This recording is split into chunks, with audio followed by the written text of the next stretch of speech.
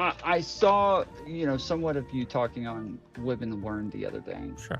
And it seems like, to me, it seems insanely convenient that people are all of a sudden going to have a lot of shit to talk about, Hassan and leftists and the progressives and things like that. But then when it comes to progressives actually winning for the first time, it seems really convenient that all of a sudden, like, the blue no matter who sort of mantra doesn't really exist anymore. Well, I mean, I don't really believe you believe in blue no matter who.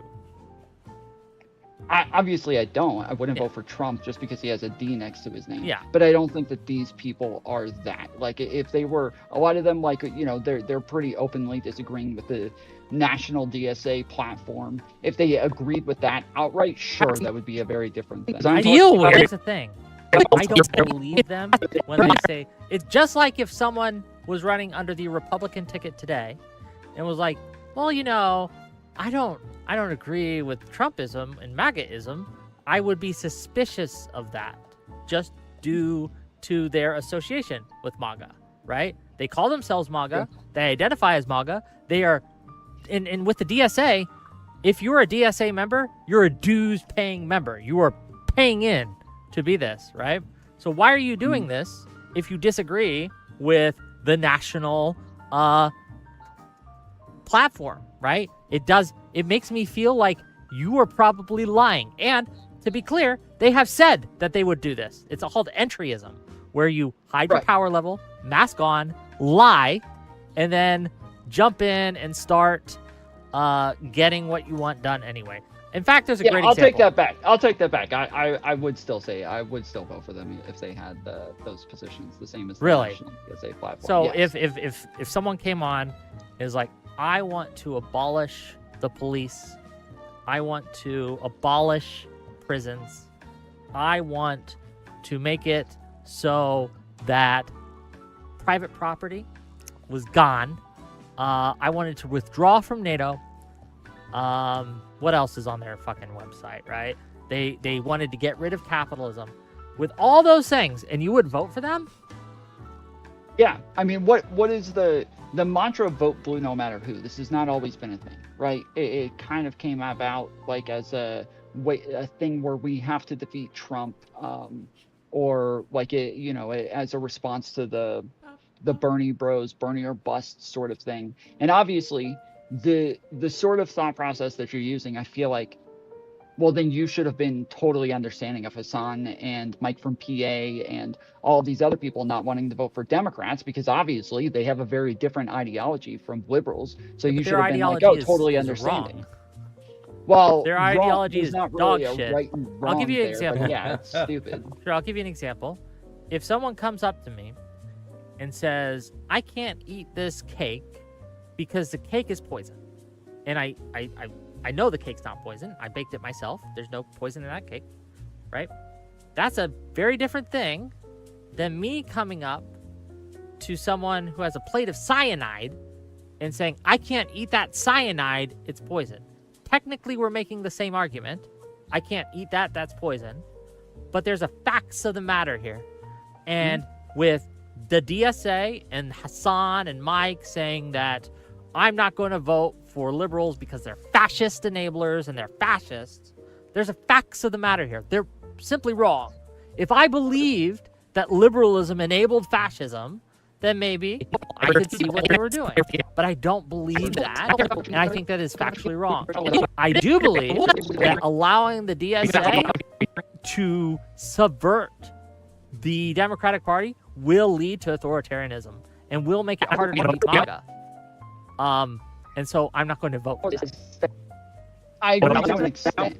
Like, so I obviously have a fear of like DSA taking over the party, and I definitely see that the Democrats, but you'd vote for them, voters, right? I would this time. So again, the point to me is beating MAGA. It is beating Trump, and it is making sure that Trump is held in check. We have to have like the Senate and the House. Already the Senate is like very slim margins. It's very unlikely that we're going to get the Senate right now. But in order to really hold Trump in check, we would have to have both, and at least a strong majority in the House. And I do think that, like, especially with somebody like El Sayed, where we're talking about a Senate seat, like, this is a really important seat where I think El I agree. Sayed needs to be defended in And that race. to be clear, I have endorsed El Sayed. Right, I did that last night when he won. El Sayed is running for Senate, and the Senate is very, very important. And even though I have strenuous disagreements with his associations, and I do not trust the man, he is better than Mike Rogers for this seat. And the Senate, as you mentioned, is that important, where I will give him my endorsement. Now, if he wants my enthusiastic campaigning, he has to earn that shit. But he gets my endorsement. He gets that bare minimum from me. Yeah, I agree that most of them probably do have the idea of the of like what it is that the national DSA wants, and also El Sayed is not the DSA. My issues with El Sayed are different. He's not. But even the people who are running as DSA candidates and saying they disagree with the national DSA, even those people, like the whole ideology, you know what the dirty break is, right? Yeah. The dirty brick? Explain. Break. Oh, the dirty break. Explain. Yes. So within the DSA, there's like two separate ideologies. For a long time, the DSA, the Marxists. Well, on this specific aspect. Oh, go ahead. For a long time, the DSA was literally set up to be a type of thing for like more moderate types of socialists to be able to run within American politics. That was the whole point of it. And they literally had rules that if somebody was like a communist or an authoritarian, they would literally kick them out. They would literally kick them out of the organization. They weren't allowed in.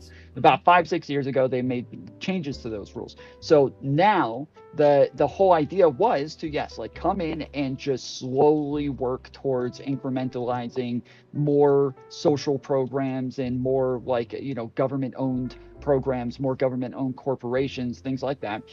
And the clean break idea is from the authoritarians who say, no, we need a revolution. We need immediately sounds like Destiny. Go and take over everything and have a clean break from the Democratic Well, most people online talk like this. The more incremental position is the dirty break position. The opposite of clean, dirty break instead of a clean break. So they're saying, no, we want to slowly come in and take over the party. So obviously, even the people who are saying that they don't. Sounds like one of them. Which one? The because one of them is pretty much in agreement with most of what Destiny does, but I don't think he sounds like. Here, I can show you.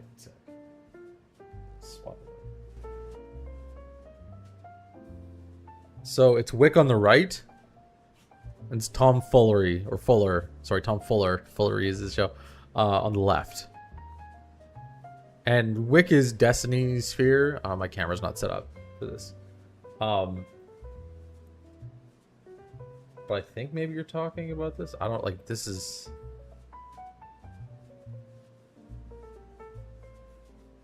Other than them talking through their noses, which is what a lot of like streamers do, I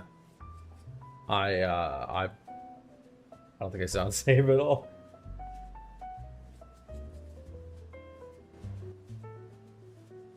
You'd guess the guy on the left. Oh, here, I'll play it 1 sec so you can hear them and see. Want to, you know, like they don't have those same positions. Obviously, they're supposed to say that because that's the whole point. That's even the whole AOC point, is sus to me in that. As much as I like AOC, even she's very sus in those terms. But currently, while Trump is still in, you know, in the presidency, who are the DSA candidates? You think Wick sounds like Destiny? Here, let me play Destiny.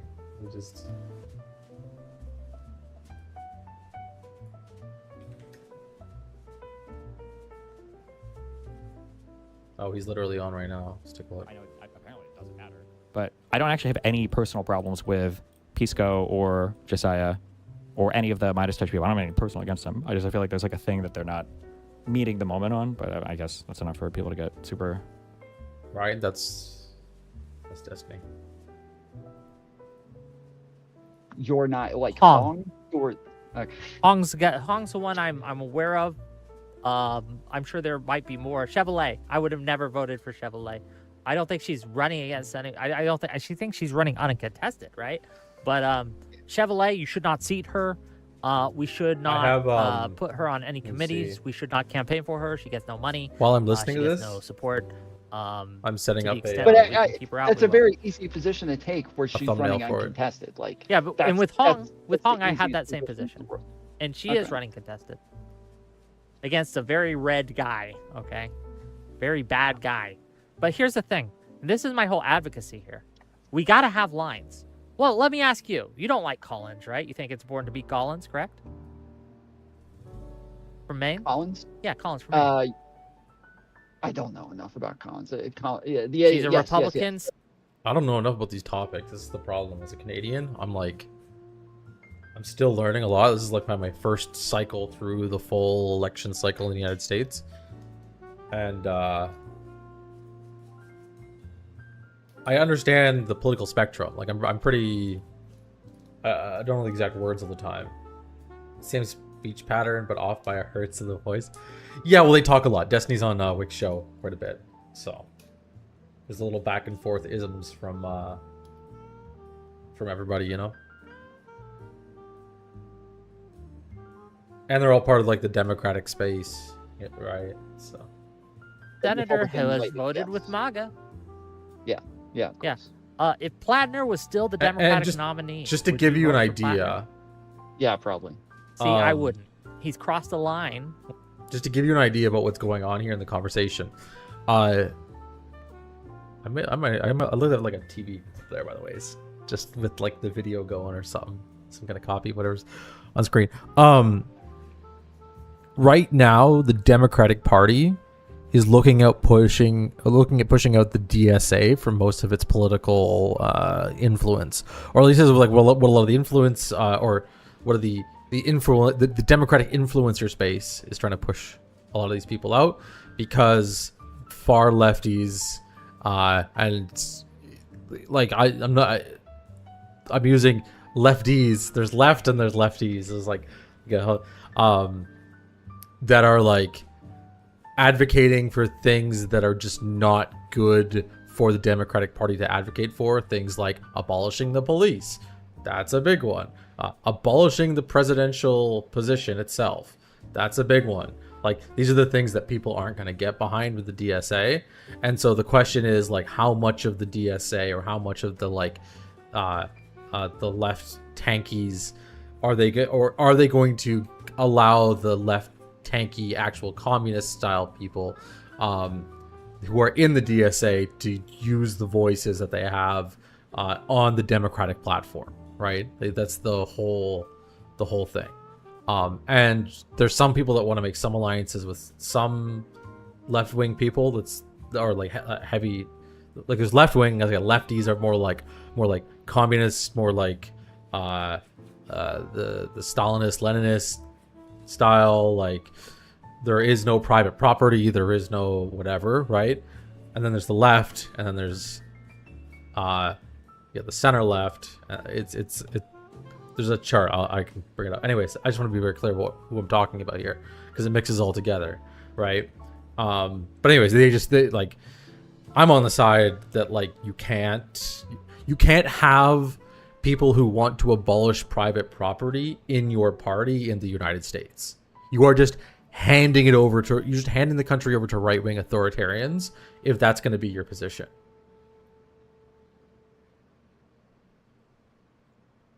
Like I'd love to have relatively left policy, like healthcare, and I'm generally free choice.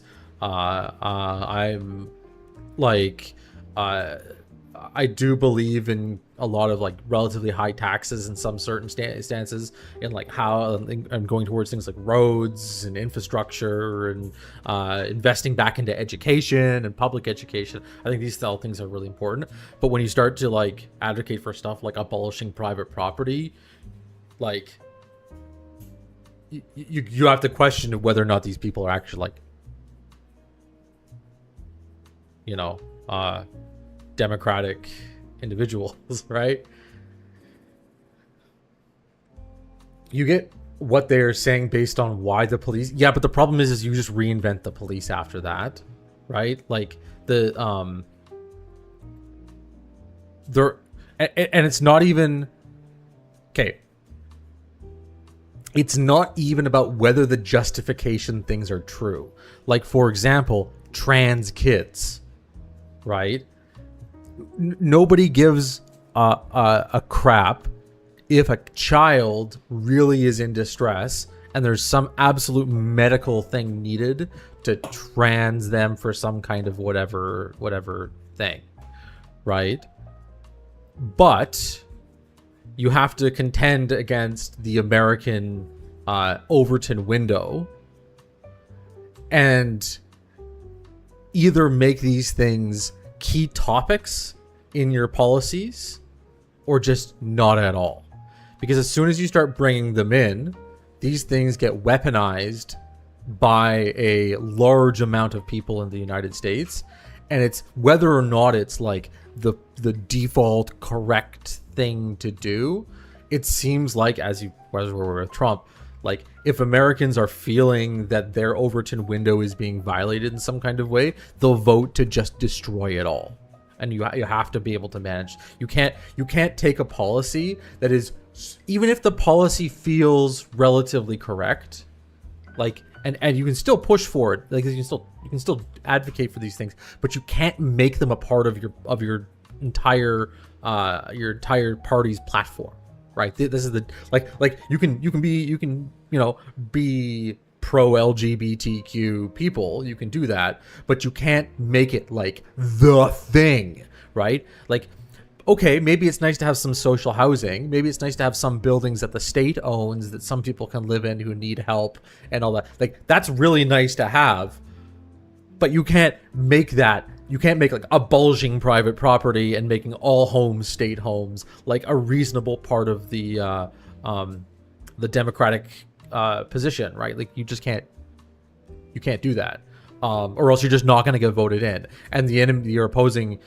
teams or your opposing parties will just come in with crazier and crazier stuff because like you look really crazy, you look really fucking crazy, so they feel like they have to do crazier things to deal with you, and then you just end up like you're just handing it over to the opposing party, and it's like, yeah, on a silver, you're just giving it to them, and that's the big thing that Wick is like pushing here.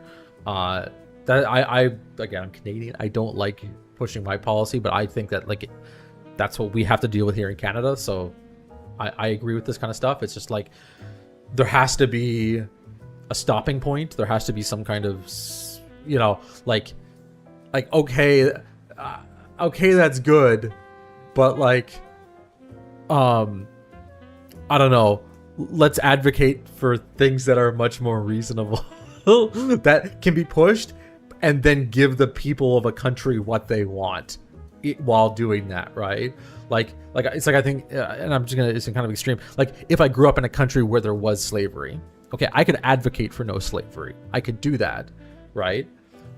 I could 100%, like that would be totally fine, and I should do that.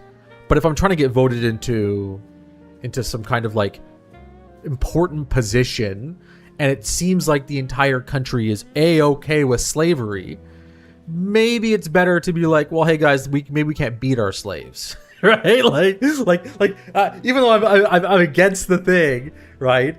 And I can be like, and not just like subversively say these things. Like I don't just intend to like say that we can't beat our slaves and then get rid of slavery later, right?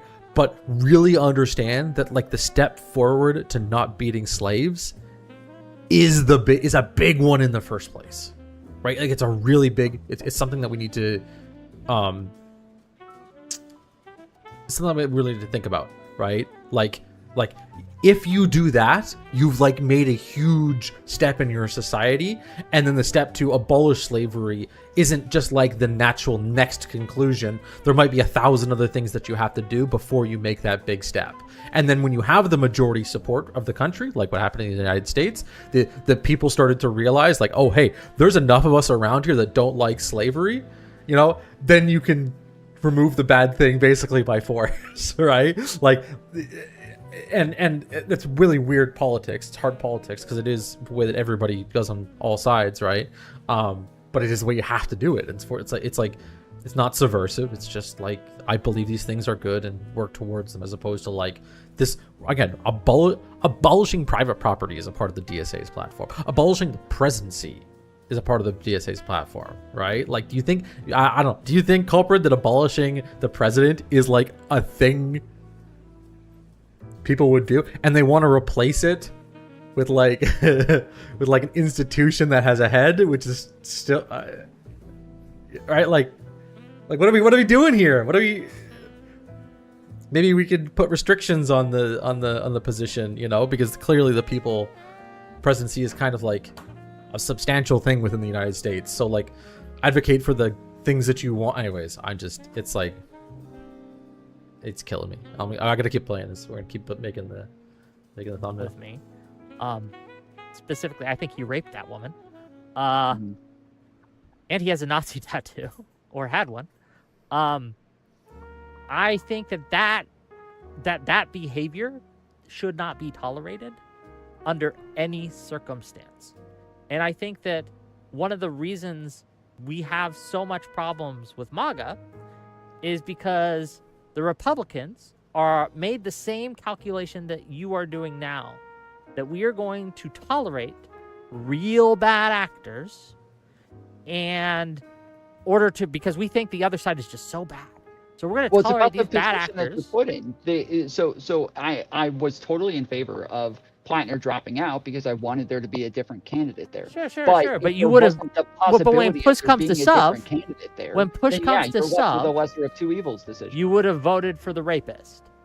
I would have voted for the rapist that was less likely to support rape and rapists than the non-rapist who was more likely to support rape and rapists. Yes. I don't think that is something that necessarily follows. I think it does. We're Someone talking about Trump who has here, the we're character talking about position. MAGA. I think it does. I disagree, and I'll tell you why. They're talking about I think it's comparative power. That's probably not even the right phrase. Where, let's say you have your left and your right wing, and most of your population sits around slightly right wing. So most of the population sits around here. Okay. What he wants to do is appeal to the long tail, the left, right? So if you go to the left, he goes, there's all these people over here that we can get to support us, right? But what Wick's saying is, no, because the tail is so skinny on your bell curve of people on the very end, the extremes that are in there, those are the same people that MAGA picked up that now voted in Donald Trump, right? Like, you don't just pick up the few people that are just a little bit crazier than you. You pick up all the crazies in the long tail. What Wick's advocating for is he's going, well, no. If you only nudge slightly towards the average American, if you only do that tiny bit, you get the same amount of people on your side without having to appeal to these like really far extremists, right? A very small nudge towards the center of a bell curve is the same amount of area as a large nudge towards the edge of a bell curve. And that's what's happening right now. And what's really scary is, of course, that long tail, as soon as it starts to get control, then it starts to become the center, and the center of your party relocates from the average people. I should be able to draw this out closer to the center of the bell curve, and it averages out towards more of the extreme. If someone is willing to rape another person, if they have that in them, then they would be willing to take positions and make policy choices that would rape us, right? And I do not trust this man, Plattner, when something comes up or a situation where he has power to make a decision that will affect the nation and, in fact, the world, for him to make a decision that wouldn't just rape us. I don't trust him in that, because he's demonstrated he's willing to hurt someone for his own personal gain. I don't in believe such this, a severe with what's way. Wick saying. But that's fine. I think that also by allowing that sort of blank checkism that you're talking about, that literally anything, any sort of behavior is acceptable because MAGA is bad. I think that ruins our not only ruins our chances in general elections across the board, because people are watching us make this choice and they judge us for it and they will act accordingly, but also I think that encourages and incentivizes real bad actors to act really bad because they know they can get away with it in our party. And we will have Trump-like, MAGA-like figures in our party, and I don't want that. The decision is a lesser of two evils voting. That's what it is. That's what we're left with, and that's what it always comes down to. And I agree with all of the criticisms of these people, but to me there isn't a line. Like literally throughout the entire election with Kamala Harris and Joe Biden, I kept saying that Hassan and all these other people are absolutely dumbasses, because if we had two genocidal people, but it was Mao versus Hitler, and Mao was going to genocide 40 million people and Hitler was going to genocide 6 million people, I'd go out and vote for fucking Hitler loud and proud. I would be very happy to vote for Hitler in that scenario, because I want to make it is always a lesser of two evils situation. That's the difference between us. I don't vote in that situation. I send a signal to the electorate that I am not willing to support Hitler. Yeah, this is what Wick is like. This is a particular thing. It's like it's basically going, well, if you have the long tail of politics of the Overton window, right, and Hitler comes in to your side, do you move the center of your party over to then advocate for Hitler?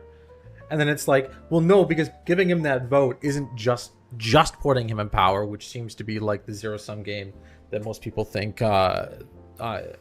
politics is. It's not just like one party or another, but it's all the constituents that are running behind the president that matter quite a bit. And so if your party loses for 4 years certain district or seat or something like that, then like it's really not that bad. Like it's not that bad in comparison to bringing in Hitler. At least that's the idea behind it. And there is no situation where I would support Hitler. I think that's a very easy line to draw, okay? And I think it's really weird and unbecoming of someone to say, hey, I would vote for Hitler. To beat this other group. We have to set a fucking standard in our party, right? Because if we have to become MAGA to beat MAGA, MAGA wins. And I don't want to do that. But standards are relative. Like the standard is also based on who it is that you're running against and what it is that you're up against. If you're actually up against Hitler, you're more likely to take in some unsavory characters if it's going to make it to where he's less likely to be able to genocide, 6 million Jews. Like that makes it to where things are a little bit better, even if they have raped somebody or they've done something else. I agree with like the long-term health of the party, that we don't want to take in a bunch of rapists, and we do want to have standards. We want to have principles. But I also think that when you're talking about, well, the other side is going to be worried about us if all of a sudden we're voting for somebody like Blattner. Well, I don't know that they are. They voted for Donald Trump after literally being found liable for rape, and they are still supporting him at an 80% approval rating right now. I don't think they give a fuck. I don't think they care.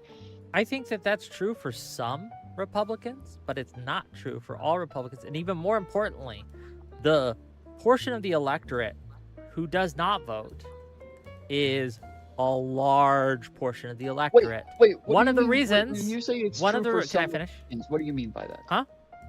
What do you mean by like it's true for some Republicans? What does that mean? It means that there is a core of MAGA supporters who would absolutely support, like Trump would not lose their votes if Trump went out and shot someone on Fifth Avenue. He's famously said that. Like, I wouldn't lose a vote if I went out and shot someone on Fifth Avenue. Right. I think that's true for a core of his supporters. But there are moderates or center-right people who see Trump and hold their nose and vote for him because either A, they don't believe the accusations against Trump, right? But you just said a little bit ago when it came to Hassan, it's about the truth of the matter. Why is it all of a sudden very relative or subjective when it comes to I MAGA? think you could still condemn them for doing this. I'm not saying you Well- shouldn't. I think they were wrong to do so, and I think they should not have done it. But if we look at the theory of mind we have for people, right, we have to get into their head and, value judgments aside, figure out why they behaved how they did in order to understand what would motivate them in order to make a different decision. Do you disagree? To an extent, but when it comes to somebody like a senator in Maine, obviously, if those people in Maine are still willing to support him and willing to vote for Plattner, I don't know that that actually affects the entire party overall. Obviously, we'd want to get rid of him and primary him as soon as possible. But I think that like when it comes to Trump is in power now, Trump is in the presidency right now. Trump's at war right now. Trump has people out in the streets killing citizens right now. Like these things are happening right now. So it would be And very when it important comes to make down sure. to a lesser of two evils So it would be scenario, very- I want the lesser. But it would be very important to make sure he wins as little as possible in the future, correct? Well, when you say in the future, I don't think Yes. he can win in the future. I think I want him to stop doing what he's doing right now. He's already won. You don't think he can win in the future? You think MAGAism goes away with Trump? Like Trump leaves the scene and Well, MAGAism's done? Technically, yes, I do. I do think that it. I MAGA disagree. appears- I think that MAGAism is done, but I don't think that the Christian nationalist uprising that's happening right now in the United States is done. I think there's going to be something. It's a little bit more, spooky after Trump. But hopefully, it's able to regulate itself. I Trump, think that the post-liberalism problem, the populist post-liberalism, which is the successor to MAGA, right? I think that that's going to be with us for a long time. There is a successor. It's a different. I would say, like, yes, a very. But it's different, still more it's like Christian just as nationalist bad, concept. if not worse, in some ways. Yeah, I don't believe in not voting. I don't believe in the couch. I don't like this is Okay. like a core. Well, I do principle in that I certain start with, is I certain don't believe extremis. in the In extremis, I believe in the couch.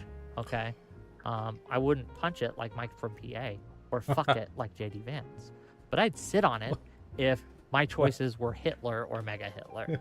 Okay. couch. Why?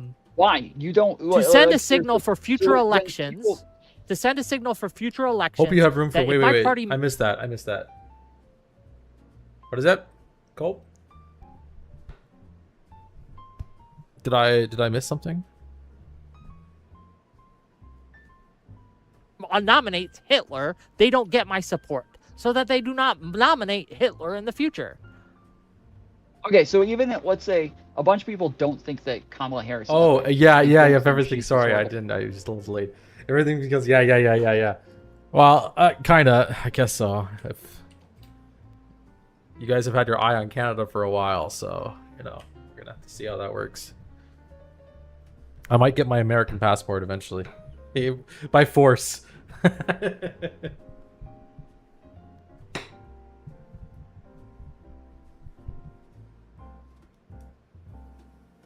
But I don't think I agree most with Tom here at all. I think Tom is I get I understand completely the frustration the American left has had with a lot of these right-wing policies, but I don't think you should give in to the long tail of the extremists to be able to get power. I think there has to be some kind of moderation where it's like, okay, well, like maybe even health care, like obviously, healthcare is a big thing to fight for and to get up, but is that like a primary issue, right? Especially for most Americans.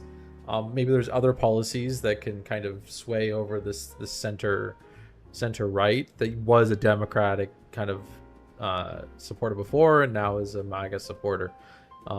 It's really weird. I don't know.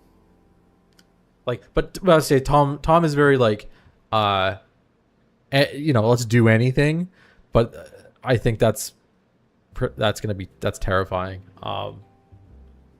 It's fine to try new things when things are okay, but when you try crazy new things and things are not okay, you have to be very cautious. Person, they don't even think what's happening in Israel is a genocide.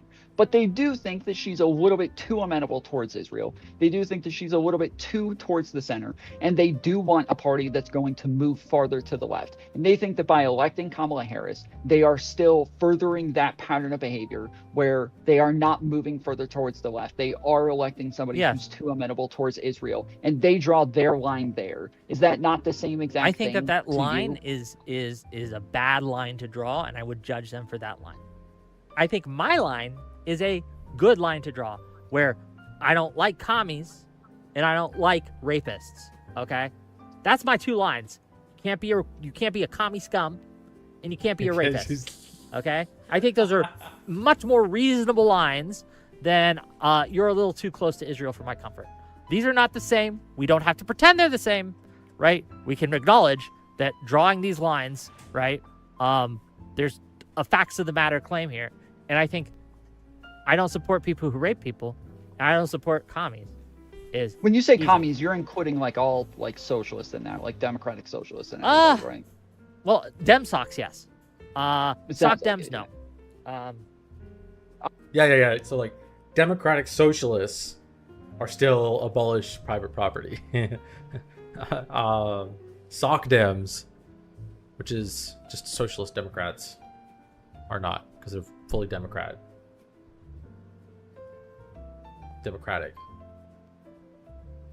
Yeah. Obviously not sock Dems. Sock Dems are very different. Oh, well, I just wanted to make that clear to people. Like, they're socialist in the name. Well, sock Dem is not even close to the same thing as Dems.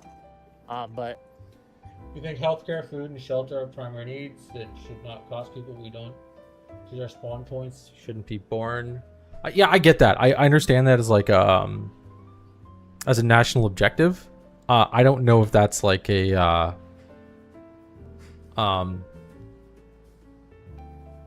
totally feasible, with especially too with a lot of like American historical ideology and the like. I don't agree with it necessarily, but like the whole natural law stuff. Which is all God-given versus state-given. And when you start taking out God-given stuff, or not God-given, creator-given, let me just rephrase that, because it's not God, it's creator-given. All its rights given to them by their creator. That it's hard, because then the state has to become like a separate thing than the Constitution. I don't know how to juggle that. But I do like the fact that Americans can. I know it's a little weird to say, but they can just up and go their kind of statehood. They do have to pay. You guys have to pay like a few $1,000 to renounce your citizenship, but I don't know.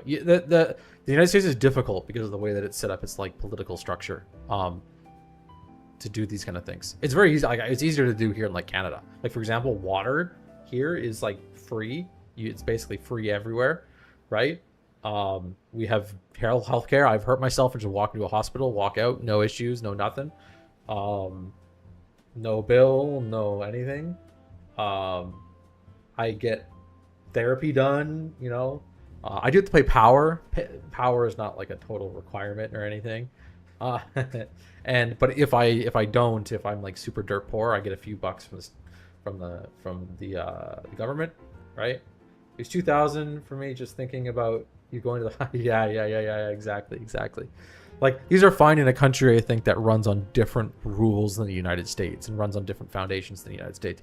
But it's hard for me as a Canadian because I get the advantages of what the Americans have done, despite not necessarily totally agreeing with, or not agreeing. I don't know if these are the best way of doing things or looking at things. I don't think we should look at the state as like an open place where anybody can do anything. This doesn't really make sense to me. The state is like man versus nature, you know, we're the tribe in a way, and tribes, even though they are up against other tribes and whatnot, there should be some kind of like okay, well, we're a post tribal fighting world. Well, now we still have to like fight Mother Nature and help ourselves out of the jungle that way. But it's a complicated thing. There's too many little life's complicated, you know. Yeah, I think dem socks are. I think dem socks get the couch too, to twist a phrase a little bit. Okay. I just don't know that the principled position actually gets you anywhere. I think that when it comes to Kamala Harris not winning the election, even if she was a fascist or, you know, a genocide enabler, I think that there were so many other things that still would have been so much better off in America, that she could have benefited so many people, especially when it comes to immigrants, when it comes to black people, when it comes to the economy, when it comes to Iran, when it comes to, like, there are so many different areas where.